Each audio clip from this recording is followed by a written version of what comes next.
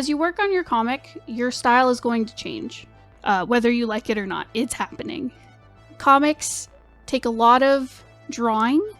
It's just the nature of them. It's a lot of artwork, often in a short amount of time because you want to get pages out quickly. But you're drawing a lot of the same things over and over again. It's a lot of artwork. It's several different compositions on one page, making up the full composition of panels. You're drawing a lot. Your skills are going to improve. I find exponentially at the start. When you start working on comics, it can peter out from there. But it's a lot of practice up front, and your style is going to change. Now, this change may happen incrementally, just slowly over time. As you draw more, your style refines and changes.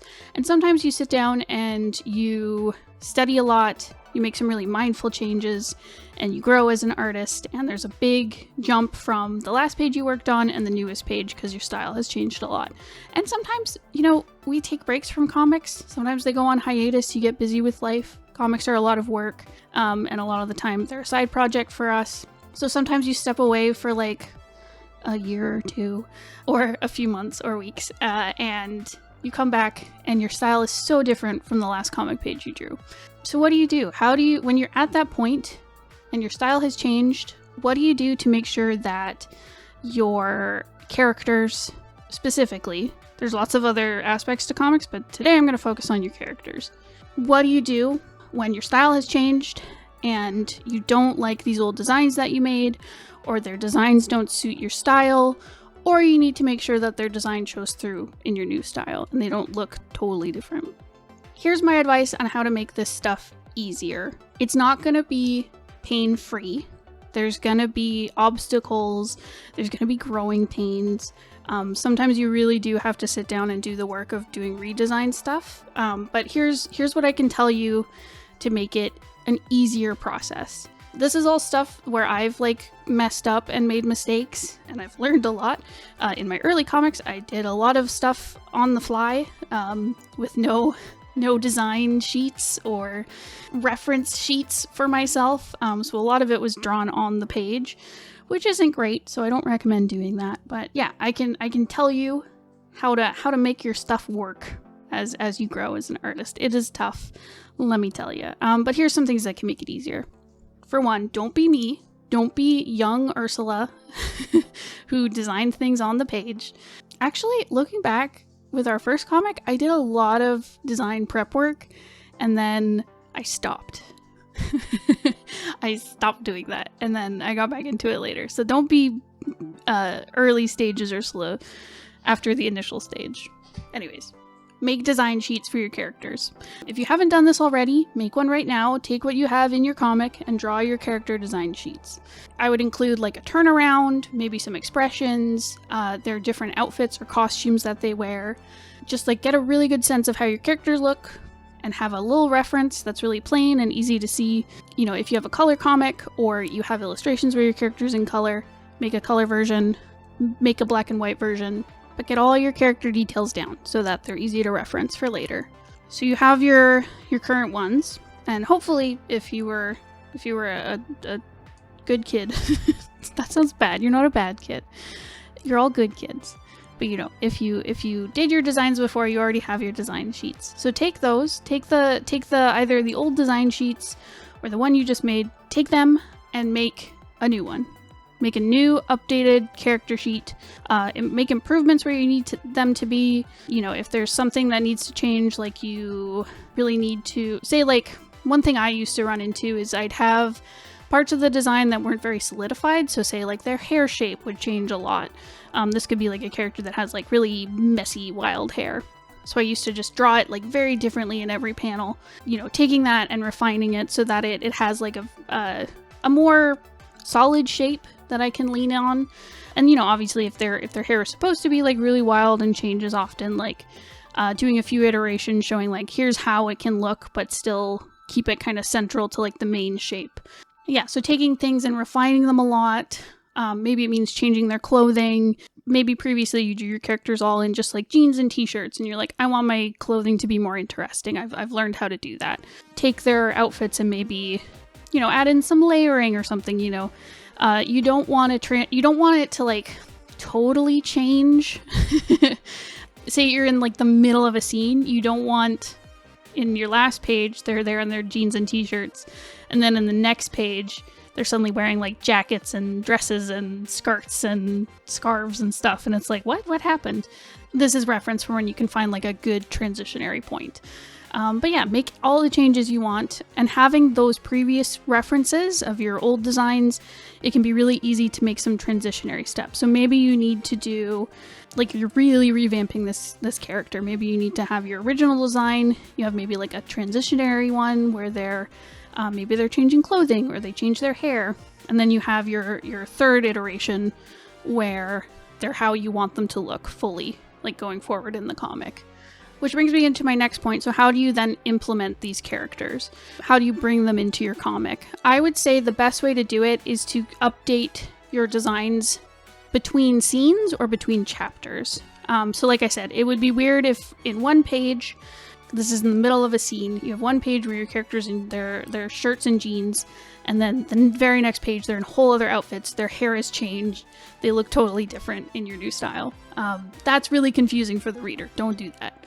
I would say wait until the scene is done, or the chapter. I mean, it depends, because there can be large time gaps between scenes. It depends on your story. You can have like multi-year gaps between scenes. You can have just like a few seconds between scenes or chapters. There's no like hard and fast rule about it. It's all depending on like what your story needs and what the pacing needs. But wait till a scene ends to then make changes to your characters. So for example, a way that we've done this, me and Bones, so our comic, The Scourge of Ninepoint, it spans across several years. There may be like big spans of chapters and scenes where it, like, you know, it's very moment to moment. We're not making any big time jumps, but definitely in some of these early chapters, we had like our prologue where some of our characters were like babies, and now we've jumped forward and they're a little bit older. We need those big design updates. And part of this is planned. Bones has written out a lot of the script, so we know when there's big changes. For Scourge of Ninepoint specifically, we've made some big like design docs of like what's needed. Because it's a comic we want to be really thorough with.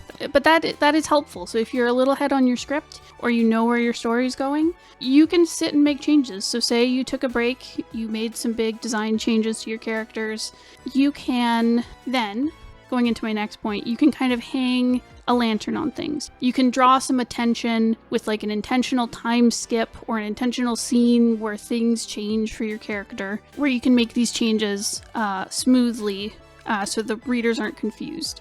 So by hanging a lantern on it, I mean drawing attention to it. So like you're shining a light on what you're doing. And this can still be subtle. So it could be just like you add a little transitionary scene where a common one I can think of, like a stereotypical one, is like characters in a fight and their hair gets cut because of some combat thing. Like I always think of the scene from Naruto where Sakura cuts her hair. But you know, there's always stuff like that where you can create a moment where your character changes. And this doesn't have to be an action scene. Like I said, the stereotypical one is like a change due to high adrenaline moment, like a fight scene. But it could be a really like slow, quiet scene where the character is just reflecting on some big action that's happened. And maybe they change their clothes or they change their hairstyle. And you can mix it into your story where it's not the only purpose of the scene. I think that's the clever way to do it, is if you have multiple things happening in your scene. So like whether it's an action scene or a more kind of pensive follow-up scene to some action. Bones and I call those scene sequels. We get that from the Writing Excuses podcast, where when you have a big action scene, and I don't mean like fighting action, like a big plot moving forward scene, it is helpful to have a following scene, a sequel scene, where characters sit and reflect and the reader is able to digest what's happened. But yeah, regardless of what kind of scene you're using, you can bring multiple things in. So you can bring in some important dialogue while your character's changing their clothes that maybe moves the story forward. Or there could be another purpose to it, like they need to change clothing or their appearance as like a disguise for a plot relevant reason. There's clever ways you can do it. It doesn't just have to be like, oh, here's a 2-page scene where they change. There's clever ways to bring it into your story. But yeah, you can bring other aspects into it than just character design change. And another option is to maybe do it off screen. You can have a character disappear for a little bit and come back with a new hairdo. And another way to hang a lantern on it that, without sitting down and drawing your character totally changing their appearance, is just have someone make a comment about it. That's a really easy way to do it. There's other ways, but a really easy way is just like a character's like, oh wow, nice hairdo. They don't have to be snarky, but that feels very like Marvel writing where they're snarky about it because I don't know. But just have someone comment on it and then it's addressed and you can move on with your story. And finally, another way to really integrate it in is to make changes slowly. So it might not be possible to do what I just talked about, where you have a scene where things transition over to the new design. Sometimes you need to update things slowly. And this can happen if you are drawing your comic and you're not sitting down to like update your character design, which is valid. Just as your style changes, your character will change. And I know for me, in some ways, I've sat down and like in the middle of comics, I've sat down and made some more mindful changes to a character, but sometimes changes just happen gradually over time without me really thinking about it, where different parts of their design get solidified or changed. And it's a very slow transition throughout the pages. So it's not super noticeable unless you're looking, you jump from page 1 to page 100, you're like, oh wow, this looks different. But as you read the story, it's very gradual. And I think you can do that mindfully. I, in many ways, have not done it mindfully, but I think there's ways you can. I think you can slowly make changes. So like, as you go from scene to scene, maybe you change up their clothing a little bit. Maybe you change up how you draw their face a little bit. Just little by little. Maybe their hair gets a bit shorter. Maybe their hair gets like a little bit longer. Maybe you kind of solidify the way you draw like the shape of their face or their body. Maybe you change their body type a little bit, like they get a little bit more muscular or they get a little bit more stout kind of thing as your style changes. And it can manifest in other ways. It might not necessarily be a character design issue. Sometimes like the style change can be maybe how you do your line work or how you do your coloring. Maybe that's like slightly changing. I mean, this focus, like I said, has been on characters. There's so many different aspects to comics. I think a lot of this can apply to like scenery, for example. Say you had like a location that your characters have been in, like a character's bedroom. Maybe in the past it was a bit more barren, or you decided the design really needed to change up and it's a really important place in this comic is this bedroom. You can do a lot of the same stuff. You can have a scene where they redecorate if you really need the stuff to change, or you can slowly add in new aspects to it as they return to this place and it shows up again and again in the comic. But yeah, sometimes it really is just like how you're drawing your line work, how you're doing your colors, where you're slowly adding some things in or changing some things. And it can be gradual or it can be very sudden where like in this new chapter, everything looks real different. And that's valid. And I think a lot of this stuff, if you're really worried about it, I wouldn't be, and that's easier said than done. But within webcomics specifically, the audience is a lot more forgiving of style changes because the audience knows that you're an indie creator. You're typically one person, maybe a few on a team, and you're usually doing this as like a side project, and the readers are very forgiving, obviously, or at least they should be. Where you're one person, you can only do so much, and your style is going to change and things aren't going to look super, super consistent. Whereas if you had like a full team doing like quality assurance and assistants working for you and stuff, things would look a lot more consistent throughout. But if you're one person, things are going to change. And that's kind of the charm of webcomics too, is that they're so unique in that they can change so rapidly through their growth. That is really cool. It's a really unique experience with webcomics. And your audience is going to be very understanding if you need to make changes. Lastly, I will say, sometimes if you're really, really early on in your comic, it is okay to go back and redo the whole thing. Say you started a comic, you made 10 pages, 20 pages. After a certain point, I'm like, don't go back and make changes. It's too much work. But it really depends. You're early on in your comic. You took a break and your style has changed a ton. You've done a lot of visual development and there's some really big sweeping changes you want to make. Sometimes it is better to just scrap what you've done and start again. If it really needs this new big direction for your characters or your style or the atmosphere of the comic, I think it's fine to scrap it if you're really, really early on. I don't love to give people that advice because I think restarting your comic can be a crutch for some people. It is very scary to publish your work And a lot of the time people really just need to push through and get further on in your story, especially because that's how you'll help, especially because that will help you amass readers. The longer your comic, the easier it is to gain readership. A lot of people, if they see a comic that's very early on, they say like, oh, well, I like this, but I'll come back when there's more pages. So having like a big backlog of pages does help with keeping readers reading. And a lot of time creators, to grow, you need to finish your stories. You need to push through and finish what you're working on. And it might not be your best work. Trust me, the early work from Me and Bones, while I do love it a lot, there's lots of parts I really appreciate now that I've had like many years away from it. But a lot of it is bad. A lot of it like really needed work. But I'm really glad that we finished it because our following work has gotten better and better. And the stories we make now are a lot better than the ones we made way back when. And I think a lot of people need to push through that stage. And I want to encourage you to, so that you're not working on the same comic over and over again forever, if that's not what you want to do.